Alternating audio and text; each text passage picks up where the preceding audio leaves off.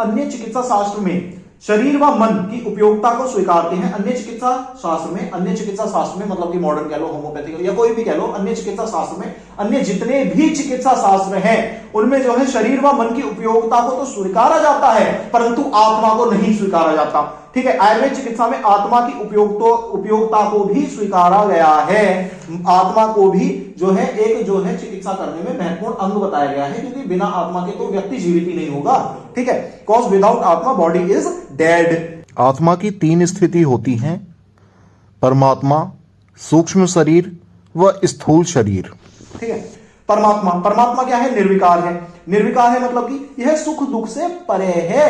निर्विकार, इसमें किसी प्रकार का विकार नहीं है। ठीक है, यह सुख दुख से परे है, यह सर्वज्ञ है, इसे सब कुछ पता है, पूर्ण ज्ञान से पोषित है, वो परमात्मा है।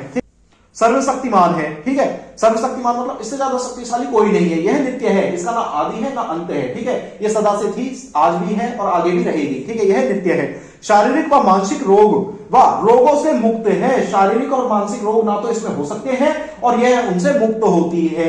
इसके अलावा क्या है? जीवन मरण से मुक्त है, ये जीवन मरण के चक्र से मुक्त है, ये परमात्मा है, ये सर्वशक्तिशाली है, ये जीवन मरण के चक्र में नहीं आती। इससे जो उत्पन्न हुए वे सब जीवन मरण के चक्र में फंसे हैं, परंतु ये जो है उससे बाहर है। ठीक है, इसके बाद क्या है? पर्याय की बात करो तो इसको पर्याय में क्या कहते हैं? इसको ज्ञा कहते हैं, साक्षी कहते हैं, कर्ता कहते हैं, दृष्टा कहते हैं, पुरुषोत्तम कहते हैं। ठीक है, दृष्टा मतलब ये सब कुछ देख सकता है, यह सब कुछ देख रहा है। ठीक है, यह सब कुछ देख रहा है। ठीक है, इसके बाद क्या है? यह निर्गुण है। निर्गुण होने का मतलब होता है शब्द रूप रस गंध। ठीक है, ये जो शब्द रूप रस गंध इत्यादि जो पंच तन्मात्राएं या पंच महाभूतों के गुण हैं, इनसे जो है यह पूर्णता मुक्त है, इसमें ये गुण नहीं पाए जाते। इसकी वजह से इसको जो है हम इंद्रियों के माध्यम से ग्रहण नहीं कर सकते हैं।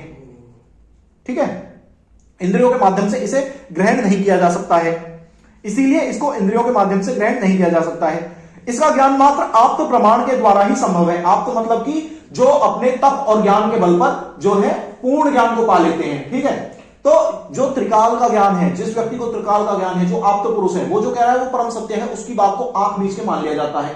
तो जो आत्मा है, जो परमात्मा है, जो आत्मा है, परमात्मा है, इसको जो है हम सिर्फ आप्त प्रमाण के द्वारा ही जान पाते हैं, समझ पाते हैं। ठीक है, और इसको जो है हम साधारण जीवन में जो है नहीं देख सकते, ना ज्ञान प्राप्त कर सकते। इसका एकमात्र जो ज्ञान पाने का जो साधन है वो आपका आप्त प्रमाण है। इसके बाद क्या है? दूसरी आती है जीवात्मा। जीवात्मा क्या है? जीव के साथ संयुक्त होने के कारण इसे जीवात्मा कहते हैं। जीव के साथ यह जुड़ जाती है, जीव शरीर के साथ जुड़ने की वजह से, यह शरीर के साथ पंच महाभूत से बने हुए स्थूल शरीर के साथ जब ये जुड़ जाती है तो इसे जीवात्मा कहते हैं। यह जीवन देती है, इसी की वजह से जब यह शरीर में होती है तो व्यक्ति जीवित रहता है, यह जीवन देने वाली है। जो आत्मा शरीर से जुड़ी है वही जीवात्मा कहलाती है। यह आत्मा का एक स्वरूप है, यह परमात्मा से निकला हुआ एक अंग है, यह आत्मा का एक स्वरूप है जो शरीर के माध्यम से कर्म को करता व कर्मों के फलों को भोगता है। ठीक है, यह शरीर इसके लिए माध्यम है। इसी शरीर से ये जो है जीवात्मा जो है इस शरीर के माध्यम से कर्मों को करता व भोगता है। इसके बाद क्या है? यह प्रत्येक शरीर में अलग है। मेरे अंदर जो जीवात्मा है वो तुम्हारे शरीर के अंदर वाली जीवात्मा से अलग है, इसीलिए हम सबकी सोच, हमारे सबके विषय, हमारे सबके जो लक्ष्य हैं वे अलग हैं। ठीक है, इसके अलावा जो है ये नित्य है। नित्य मतलब ना ये उत्पन्न हुई ना ये मृत्यु को प्राप्त होगी। भाई परमात्मा से निकली है, ठीक है, परमात्मा से निकली है, परमात्मा ने उत्पन्न नहीं की, उसका एक हिस्सा है, वहां से निकली है, अनगिनत है, सभी शरीर में अलग अलग है। ठीक है, और जब आखिर में मोक्ष भी मिलेगा अगर, तो परमात्मा में विलय होगा, वापस परमात्मा के अंदर चली जाएगी, तो मतलब कि मृत्यु नहीं हुई, ना जन्म हुआ। ठीक है, तो ये नित्य है, यह विभू है, ये सदा से थी। इसके अलावा आत्मा जब मन, इंद्री व शरीर से संयुक्त हो विभिन्न योनियों में विचरण करती है तो जीवात्मा कहलाती है। मतलब कि आत्मा जब इंद्री व शरीर से संयुक्त होकर, इंद्री और शरीर, जब आत्मा शरीर के अंदर प्रवेश करती है और इंद्रियों के साथ जुड़ती है तो जो है ये क्या है? विभिन्न योनियों में प्रवेश करती है। मतलब कि कभी जानवरों की योनि में चली गई, कभी पेड़ पौधों की योनि में, कभी पक्षियों की योनि में, कभी इंसानों की योनि में। तो जब ये विभिन्न योनियों में प्रवेश करती है और वहां अलग अलग शरीर को पाती है, अलग अलग इंद्रियों को पाती है और उनके माध्यम से अपने कर्मों को करती है, अपने कर्मों के फलों को भोगती है, तो यह जीवात्मा कहलाती है। इसके बाद क्या है? जो जन्म व मरण के चक्र में बंधा हुआ है, जो जन्म व मरण के चक्र में बंधा हुआ है, यानी कि जो शरीर में घुसता है वह शरीर के नष्ट होने पर निकलता है, ठीक है, या जिसके निकलने पे शरीर जो है नष्ट हो जाता है, वह जो है जीवात्मा है। ठीक है, जो जन्म व मरण के चक्र में बंधा हुआ है, यह एक शरीर से दूसरे शरीर में विचरण करता रहता है। जन्म से मरण का चक्र मतलब कि एक शरीर से दूसरे शरीर में विचरण करते रहना। जिस शरीर में प्रवेश होगा उसमें जीवन होगा, व जिस शरीर से विलय होगा उसमें मृत्यु होगी। जो जन्म व मरण के चक्र में बंधा है वह जीवात्मा है, उसे स्थूल शरीर कहते हैं। ठीक है, जो स्थूल शरीर है वो आपका जन्म और मरण के चक्कर में बंधा हुआ है। ठीक है, जीवात्मा जब इसमें प्रवेश करेगी तो जीवन है, जैसे इसको त्याग देगी तो मरण है, मृत्यु है।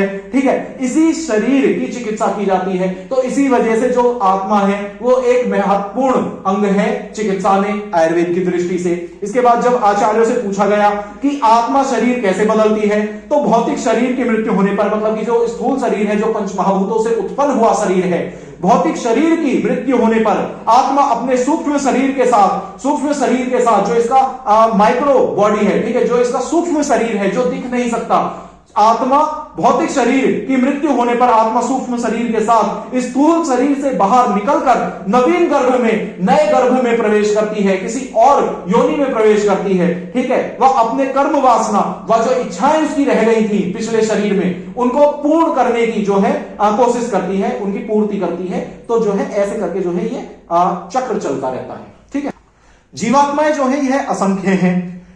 सूक्ष्म शरीर में आत्मा मन के साथ संयुक्त रहता है। सूक्ष्म शरीर जो है आत्मा और मन के साथ संयुक्त रहता है। सूक्ष्म शरीर आत्मा और मन के साथ संयुक्त रहता है। वह वासनाएं मन की होती हैं। वासनाएं, इच्छाएं जो हैं वे मन की हैं, मन की इच्छाएं हैं। आत्मा क्या है? आत्मा तो निर्मल है, आत्मा तो निर्दोष है, निर्गुण है, उसकी कोई इच्छा नहीं है, उसका कोई मतलब नहीं है किसी चीज से, वो मात्र दृष्टा है, वो सिर्फ देख सकता है। पर आत्मा मन के साथ जुड़ा है, आत्मा मन के साथ जुड़ा है, मन की वासनाएं हैं। तो आत्मा इसलिए अनेक योनियों में भ्रमण करता है, एक योनि से दूसरी योनि में, जब तक उसकी वासनाएं पूर्ण नहीं होती विचरण करता है। वह जब उसकी वासनाएं संपूर्ण हो जाती है, पूर्ण हो जाती है, तो उस समय उसको मोक्ष प्राप्त होता है। जब कोई आत्मा अपनी जो उसकी ये वासनाएं हैं उनसे मुक्त हो जाता है तो वह मोक्ष को पा जाता है।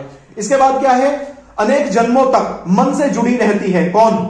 वासनाएं। वासनाएं अनेक जन्मों तक मन से जुड़ी रहती हैं। मन ही बंधन है, वह मुक्ति का कारण है। बंधन मतलब कि मन के कारण ही आप जीवन मरण के चक्र में बंधे हुए हैं, अनेक योनियों में भ्रमण कर रहे हैं। वह मन ही मुक्ति का कारण है, मतलब कि मोक्ष, यदि मन की वासनाएं पूर्ण हो जाए, मन यदि वासनाओं से मुक्त हो जाए तो मोक्ष को पा जाता है।